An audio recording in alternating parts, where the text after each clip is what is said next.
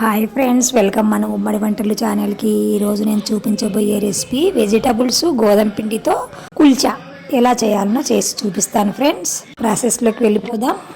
మొత్తము మనకు ఎన్ని రకాల కూరగాయలు ఉంటే మనకి ఏవి ఇష్టమైన కూరగాయలు ఉంటే అవన్నీ చిన్నగా కట్ చేసి పెట్టుకున్నాను. ఆలు, క్యాప్సికము, క్యారెట్, అల్లం, టొమాటో, స్వీట్ కార్న్. నా దగ్గర ఉన్నవి ఇవి కట్ చేసుకున్నాను. ఇంకా మీ దగ్గర ఇంకా వేరే కూరగాయలు ఉంటే కూడా బీన్స్ అలాంటివి కూడా వేసుకోవచ్చు. ఒక బౌల్ తీసుకొని గోధుమ పిండి వేసుకున్నాను, చిటికెడు వంట సోడా, తగినంత ఉప్పు, వాము కొంచెం ఇట్లా నలుపుకొని వేసుకోండి, కొద్దిగా జీలకర్ర, కొన్ని తెల్ల నువ్వులు, కొన్ని చిల్లీ ఫ్లేక్స్. మీ దగ్గర లేకపోతే కారం పొడి వేసుకోవచ్చు, మన ఇష్టం అండి. ఇవన్నీ ఈ పిండిలో బాగా కలిసేట్టు ఒక మారు కలుపుకోవాలి. చాలా టేస్ట్ ఉంటుందండి, చాలా బాగుంటుంది. పిల్లలు మన వెజిటబుల్స్ సరిగ్గా తినరు కదా, ఇలాంటివి చేసి పెడితే బాగా ఇష్టంగా తింటారు ఫ్రెండ్స్. మీరు కూడా తప్పకుండా ట్రై చేస్తూ ఉండండి ఫ్రెండ్స్. ఇలా కలుపుకున్న తర్వాత ముందుగా రెడీ చేసి పెట్టుకున్నవన్నీ 1 by 1 ఈ పిండిలోనే వేసేయాలి. చాలా బాగుంటుందండి, చాలా చాలా టేస్ట్ ఉంటుంది. మీరు తప్పకుండా ట్రై చేయండి ఫ్రెండ్స్. మన ఛానల్లో ఏది నేను చేసినా కూడా నేను టేస్ట్ చేసిన తర్వాతనే ఛానల్లోకి అప్లోడ్ చేస్తానండి. క్యాప్సికము లేదు అంటే పచ్చిమిర్చి చిన్న చిన్న పీసెస్ కట్ చేసుకొని కూడా వేసుకోవచ్చు ఫ్రెండ్స్. ఇవన్నీ ఈ పిండిలో వేసి వాటర్ వేసి బాగా మనము దోశ పిండి ఎలా కలుపుకుంటామో అలాగా కలుపుకోవాలి ఫ్రెండ్స్.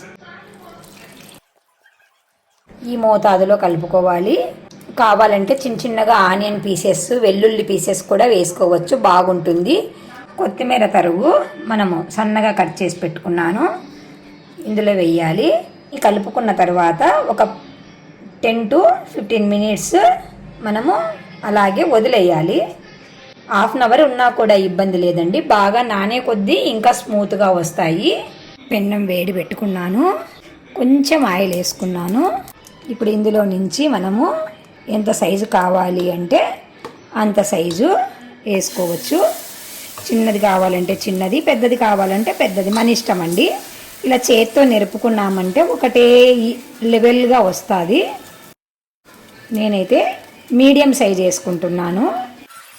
కొంచెం సిమ్లో పెట్టుకొని మీడియంలో పెట్టుకొని మంట కాల్చుకోవాలి అండి. ఎందుకంటే లోపల ఈ మనం వేసిన కూరగాయలన్నీ కుక్ అవ్వాలి కదా, అందుకని తక్కువ మంట పెట్టుకొని కాల్చుకుంటే అన్నీ కుక్ అవుతాయి బాగా.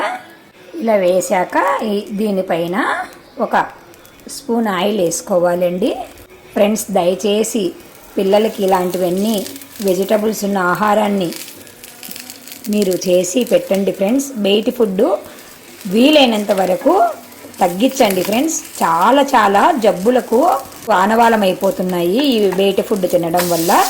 ఇలా ఒక సైడ్ కాలాక రెండో వైపుకు టర్న్ చేసుకొని రెండో వైపు కూడా ఒక స్పూన్ ఆయిల్ వేసుకొని గోల్డెన్ బ్రౌన్ కలర్ వచ్చేంత వరకు మనం కాల్చుకొని సర్వ్ చేసుకోవడమే ఫ్రెండ్స్.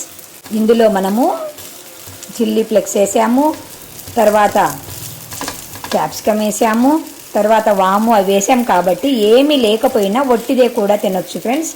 లేదు తినలేని వాళ్ళు టమాటా కెచప్తో కానీ పప్పుల చట్నీతో కానీ కూడా తినొచ్చు ఫ్రెండ్స్. తప్పకుండా మీరు ట్రై చేసి మీకు ఎలా వచ్చిందో మాకు కామెంట్ రూపంలో తెలియజేస్తూ ఉండండి ఫ్రెండ్స్. మీరు లైక్ చేయండి ఫ్రెండ్స్ మన ఛానల్ని. మీరు లైక్ చేస్తూ ఉంటే మేము ఇంకా ఇంకా మంచి మంచి ఐటమ్స్ తీసుకురావడానికి మాకు ఇంట్రెస్ట్ ఉంటుంది ఫ్రెండ్స్.